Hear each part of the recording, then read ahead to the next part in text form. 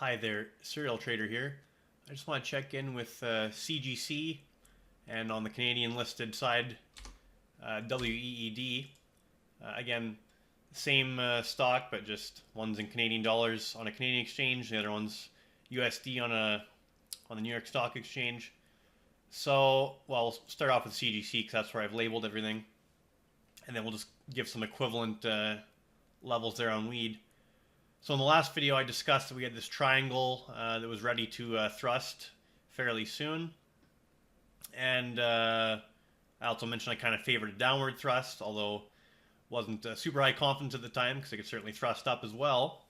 But given its overall position after doing an impulse wave, I like that we'd have a triangle, B, and then C down to complete a larger wave 2 after doing this larger wave 1 up here from the December lows to the February high. And it's cooperated quite nicely with that. If I can just get this wave 1 into the picture here. It's cooperated quite nicely with that, and we're now thrusting on the triangle to the downside. We've broken the A wave low. Had a little reaction after breaking that, but now we're back up, rejecting from that daily T line, and today we did a bearish engulfing candlestick. So I think a little bit more near-term downside seems probable, and I have some downward targets, and there's a nice confluence here. Okay, we have the 50% retracement of this overall move up from December. That comes in at 38.54. We have the AC equality relationship from the termination of the triangle wave E projected down. That comes in at 38.47. So right around 38.50 for those two.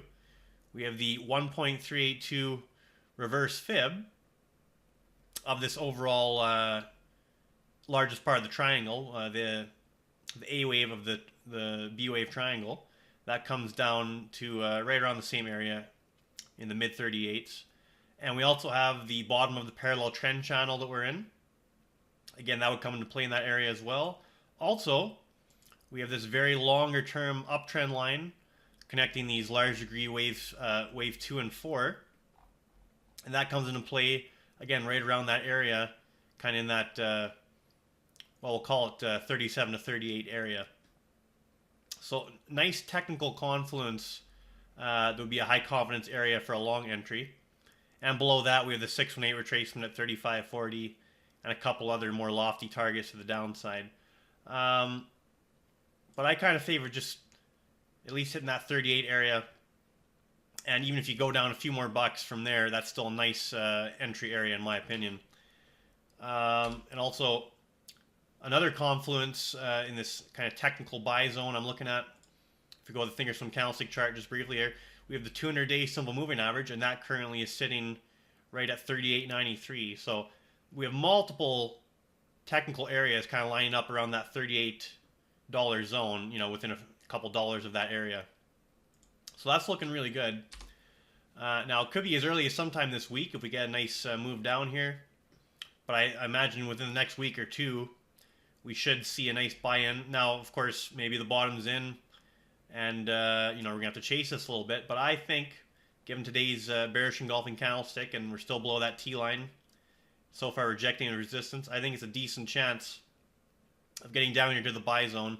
And if we get here, I'm gonna load the truck, or back the truck up and load up for what I will believe would be a multi-month wave 3 to the upside that likely would take out the previous all-time high that we did in October, which was at 59.25. So we'll have our 1 up, our 2 down, wave 3 up, likely to new all-time highs, and likely within only well, it could be, you know, as soon as 1 month, because this thing can really move once it gets moving, but certainly in a multi-month period, once we have our bottom pivot here, should be a very strong move up.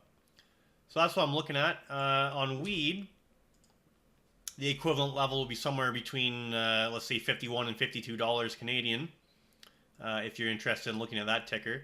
And there are options listed, Canadian options listed for this as well. Again, if that's suitable for your trading account.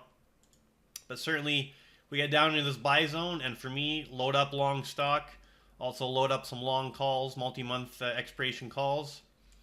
And, you know, ride this next large wave up. And you don't want to be too picky. Once you get into a nice buy zone, don't try and perfect the exact bottom, because once this thing gets going, as you can see in previous runs, it can really get away from you. It can go up 10% 3 or 4 days in a row. It seems ridiculous, but it does do that. And you can see several previous runs, we've had that kind of enormous bullish action. And it certainly has good corrections too, and nice wave formations. But we appear to be near the end of a significant corrective wave formation. I've been waiting for this to play out since, really since we basically found our top there in early February. I did get a piece of this, impulse wave up off the bottom of December, but I certainly got out, in retrospect, what proved to be far too early. I've just been waiting for a nice corrective pullback ever since, and it looks like we're finally getting very close to that point. So I just thought I'd present that as something to keep your eye on.